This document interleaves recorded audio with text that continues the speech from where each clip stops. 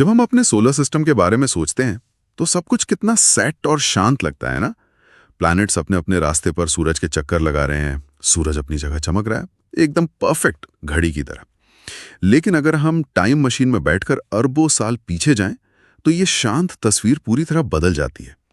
तब हमारा solar system एक शांत घड़ी नहीं बल्कि एक खतरनाक बदलती हुई जगह थी, जहां ग्रहों के बनने, बिगड़ने और तबाह होने की जबरदस्त कहानियां चल रही थीं। आज की हमारी बातचीत का आधार कुछ बहुत ही दिलचस्प स्रोत हैं जो हमारे सोलर सिस्टम की इसी तूफानी अतीत की जासूसी करते हैं। हम उन दुनियाओं की कहानियों में उतरेंगे जहां कभी जिंदगी की उम्मीद थी। ये समझने की कोशिश करेंगे कि हमारी पृथ्वी इतनी लकी कैसे रही, और देखेंगे कि आज से अरबों साल बाद जब यहाँ कुछ नहीं बचेगा तब जिंदगी की नई सुबह कहाँ हो सकती है। बिल्कुल। आज का मिशन है एक तरह से कॉस्मिक टाइम ट्रैवल। हम अपने पड़ोसी ग्रहों के खोई हुए अतीत को खंगालेंगे, पृथ्वी के अनोखे सर्वाइवल की कहानी को समझेंगे और भविष्य में जिंदगी की नई संभावनाओं की ओर झांकेंगे। तो चलिए शुरू करते हैं। चलिए, सबसे पहले हमारे सबसे करीबी और सबसे गर्म पड़ोसी शुक्र यानी वीनस से शुरू करते हैं। आज तो वो एक जलती हुई भट्टी है। सुना है वहां का तापमान इतना ज्यादा है कि लेड यानी सीसा भी पिघलकर बहने लगता है। यकीन करना मुश्किल है। यही तो सबसे बड़ा ट्विस्ट है। आज का वीनस एक नरक जैसा है, लेकिन हमेशा से ऐसा नहीं था। अरबों साल पहले शुक्र शायद पृथ्वी का जुड़वा भाई था। सिर्फ साइज में ही नहीं, बल्कि मुमकिन है कि उसकी सतह पर लगभग 2 अरब सालों तक उथले गर्म महासागर भी मौजूद थे। एक मिनट, महासागर शुक्र पर? ये हम इतने यकीन से कैसे कह सकते हैं? क्या हमारे पास कोई सबूत है? बहुत अच्छा सवाल है। इसका सबूत हमें शुक्र के वायुमंडल में मिलता है एक तरह की फॉरेंसिक जांच से। देखिए, पानी हाइड्रोजन और ऑक्सीजन से बनता है।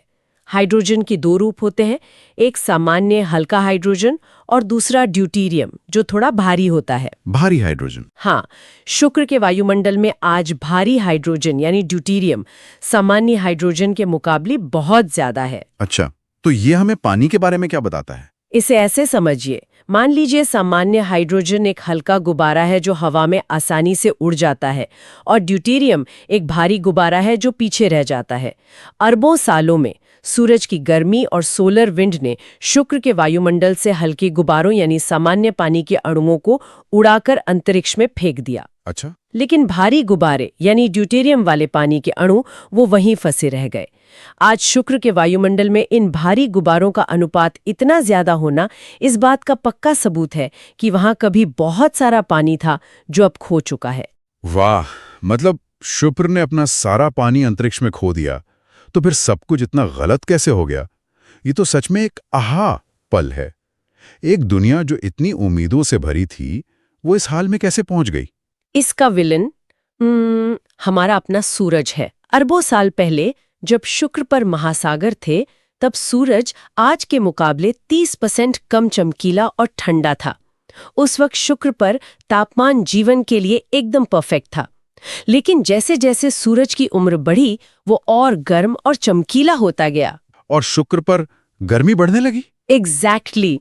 सूरज की बढ़ती गर्मी से शुक्र के महासागरों से पानी और तेजी से भाप बनकर उड़ने लगा। यह भाप एक ग्रीन हाउस गैस है जो गर्मी को कैद करती है। ज्यादा भाप मतलब ज्यादा गर्मी, और ज्यादा गर्मी मतलब और ज्यादा भाप। एक विशियस साइकिल। बिल्कुल। ये एक ऐसा दुष्चक्र था जो कभी रुका ही नहीं। इसे रनअवे ग्रीन हाउस इफेक्ट कहते हैं। वायुमंडल मोटा और जहरीला होता गया, गर्मी को और ज्यादा फंसाता गया, जब तक कि महासागर पूरी तरह से उबल नहीं गए और शुक्र हमेशा के लिए एक जलती हुई भट्टी में तब्दील हो गया। मतलब ये हमारे लिए एक बहुत बड़ी वार्निंग है। तो शुक्र की कहानी एक चेतावनी है, लेकिन बुध यानी मर्क्यूरी, उसकी कहानी तो बिल्कुल अलग है ना? वो तो शायद अपनी जगह पे पहला भी नहीं हुआ था। हाँ, ये एक और चौंकाने वाली खोज है। हम हमेशा सोचते थे कि मर्क्यूरी सूरज के इतना करीब है तो वो हमेशा से एक झुलसा हुआ चट्टानी गोला ही रहा होगा। लेकिन नासा के मैसेंजर मिशन ने वहां कुछ ऐसा खोजा जिसने सबको हैरान कर दिया। उन्हें मर्क्यूरी की सतह पर पोटेशियम और सल्फर जैसे तत्व मिले। तो इसमें हैरानी की क्या बात है? हैरानी की बात यह है कि ये वाष्पशील यानी वॉलेटाइल तत्व हैं। मतलब ये बहुत कम तापमान पर ही भाप बनकर उड़ जाते हैं। इन्हें सूरज के इतने करीब इतनी भयानक गर्मी में मौजूद ही नहीं होना चाहिए था। इसके अलावा मर्क्यूरी का कोर यानी उसका केंद्र उसके साइज के मुकाबले असामान्य रूप से बहुत बड़ा है। उसके व्यास का लगभग 75%। 75%? पृथ्वी का तो करीब 50% ही है। सही कहा। ये सारे सुराग इसी तरफ इशारा करते हैं कि मर्क्यूरी अपनी मौजूदा जगह पर नहीं बना था। वैज्ञानिकों का मानना है कि ये शायद सौर मंडल में बहुत दूर, मंगल से भी परे, एक ठंडे इलाके में बना था। तो फिर वो वहां क्या कर रहा है? माना जाता है कि अपने शुरुआती दिनों में किसी बहुत बड़े ग्रह जितने आकार की चीज से इसकी जबरदस्त टक्कर हुई। उस टक्कर ने इसकी बाहरी चट्टानी परतों को पूरी तरह से उड़ा दिया, जिससे सिर्फ एक विशाल लोहे का कोर और एक पतली सी बाहरी परत बची। और उसी टक्कर ने उसे अंदर की ओर धकेल दिया? बिल्कुल, उसी धक्के ने इसे अपनी आज की सूरज के बेहद करीब वाली अंडाकार कक्षा में फेंक दिया। एक और दुनिया जिसकी कहानी एक हिंसक कॉस्मिक हिट एंड रन में खो गई। ये कहानियां कितनी नाटकीय हैं। एक ग्रह जो उबल गया, दूसरा जो एक हिंसक टक्कर का शिकार हुआ, और इसी केओस के बीच एक और ग्रह था, मंगल, जिसकी कहानी शायद सबसे ज्यादा उम्मीदें जगाती है और निराश भी करती है। मंगल की कहानी वाकई में दिल तोड़ने वाली है। आज जब हम उसकी तस्वीरें देखते हैं तो सतह पर सूखे नदी नाले, डेल्टा और झीलों के निशान साफ साफ दिखते हैं। क्यूरियोसिटी और परसिवियरेंस जैसे रोवर्स ने वहां की चट्टानों की जांच करके ये साबित कर दिया है कि लगभग 4 अरब साल पहले मंगल एक गर्म और गीला ग्रह था। उस पर एक घना वायुमंडल था, नदियां बहती थीं, झीलें थीं और शायद एक विशाल महासागर भी था। ठीक उसी समय जब पृथ्वी पर जीवन शुरू हो रहा था। बिल्कुल, उस वक्त मंगल पर जीवन के लिए जरूरी हर चीज मौजूद थी। पानी, ऊर्जा का स्रोत यानी सूरज और कार्बन, हाइड्रोजन जैसे सभी जरूरी रासायनिक तत्व, सब कुछ था। तो आज वो एक ठंडा जमा हुआ रेगिस्तान क्यों है? अगर सब कुछ था तो गड़बड़ कहाँ हुई? इसका मुख्य कारण है उसका छोटा आकार। मंगल का द्रव्यमान पृथ्वी का सिर्फ 10वां हिस्सा है। छोटे होने की वजह से ये अपनी अंदरूनी गर्मी को पृथ्वी के मुकाबले बहुत जल्दी खो बैठा। इसका पिघला हुआ कोर ठंडा होकर जम गया और यहीं से सारी मुसीबतें शुरू हुईं। कोर के जमने से क्या हुआ? पृथ्वी का पिघला हुआ कोर एक डायनामो की तरह काम करता है, जो हमारे चारों ओर एक शक्तिशाली चुंबकीय क्षेत्र यानी मैग्नेटिक फील्ड बनाता है। ये मैग्नेटिक फील्ड एक अदृश्य ढाल या छाते की तरह है, जो हमें सूरज से आने वाली खतरनाक सोलर विंड से बचाता है। जब मंगल का कोर जम गया तो उसका मैग्नेटिक फील्ड बंद हो गया, उसका छाता टूट गया और उस ढाल के बिना मंगल उस तूफान के सामने पूरी तरह खुला रह गया। बिल्कुल। और नतीजा ये हुआ कि अरबों सालों तक सोलर विंड के उस तूफान ने धीरे धीरे मंगल के वायुमंडल को अंतरिक्ष में उड़ा दिया। जैसे जैसे वायुमंडल पतला होता गया, सतह पर दबाव कम होता गया और पानी तरल रूप में नहीं रह सका। वो या तो ध्रुवों पर बर्फ बनकर जम गया या हमेशा के लिए अंतरिक्ष में खो गया। हमने संभावनाओं से भरी 3 खोई हुई दुनियाओं की कहानियां सुनी। एक उबल गई, एक टकराकर जल गई और एक जम गई। ये पृथ्वी के 4 अरब साल के स्थायित्व को और भी अविश्वसनीय बना देता है।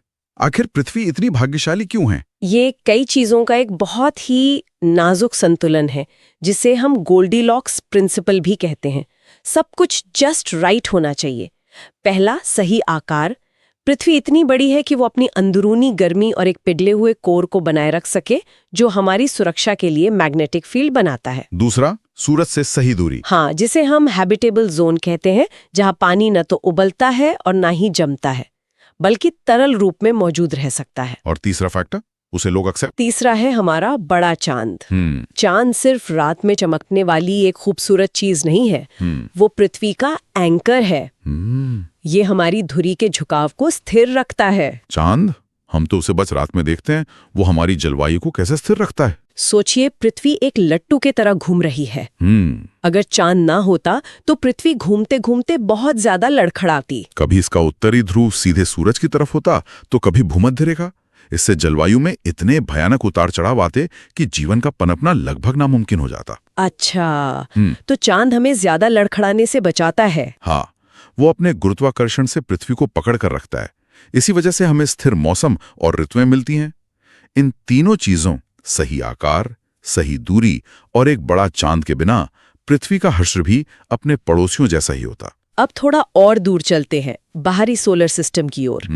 वॉयेजर 2 ने 1989 में हमें नेपच्यून और उसके चांद ट्राइटन की एकमात्र करीबी तस्वीरें भेजी थीं। और ट्राइटन की कहानी तो अपने आप में बहुत ही अजीब है। हाँ, ट्राइटन हमारे सोलर सिस्टम के सबसे अजीब चंद्रमाओं में से एक है। इसकी सबसे अजीब बात यह है कि यह नेपच्यून की परिक्रमा उल्टी दिशा में करता है।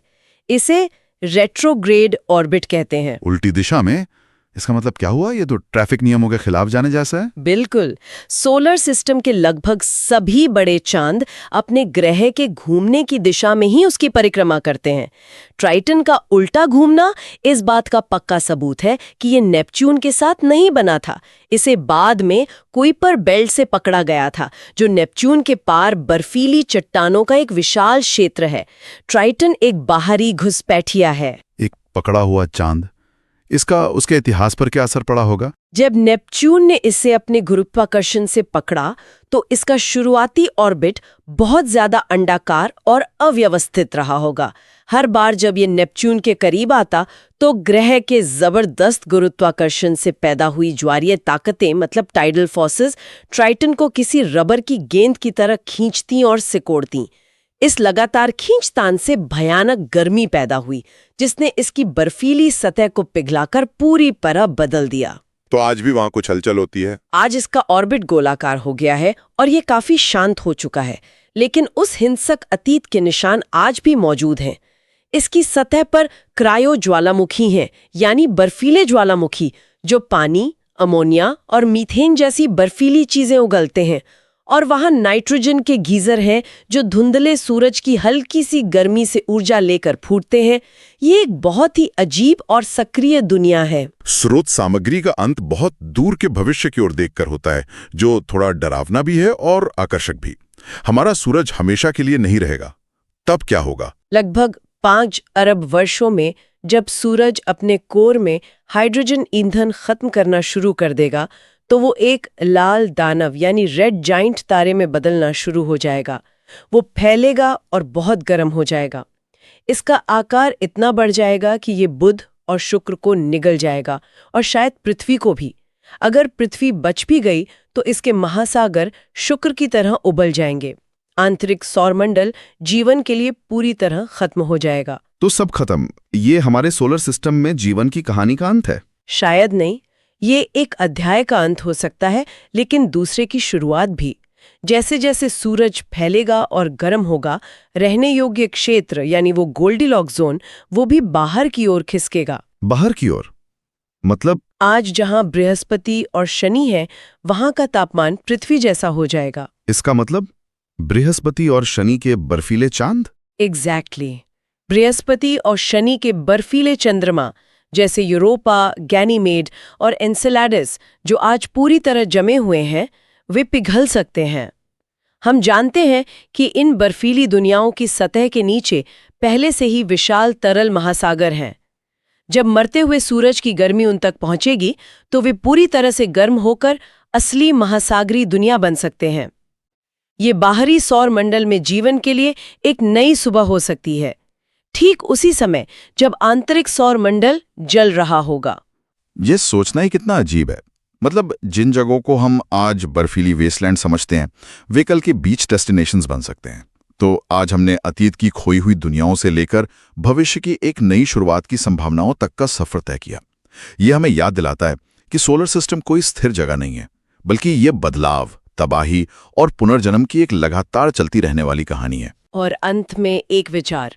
स्रोत ये भी सुझाव देते हैं कि मंगल सिर्फ अतीत की कहानी नहीं, बल्कि हमारे भविष्य की कुंजी भी हो सकता है। ये तर्क दिया जाता है कि मानव सभ्यता का अगला तार्किक कदम एक बहुग्रहीय प्रजाति बनना है और इसकी शुरुआत मंगल से होगी। ये केवल किसी आपदा से बचने के बारे में नहीं है, बल्कि ये पृथ्वी के सीमित संसाधनों वाली मानसिकता से बाहर निकलकर सोलर सिस्टम की अनंत संभावनाओं को अपनाने के बारे में है। तो सोचने वाली बात यह है, क्या मंगल जैसे ग्रहों की ओर देखना एक विलासिता है या ये हमारी सभ्यता के लंबी उम्र और विकास के लिए एक जरूरी अगला कदम है?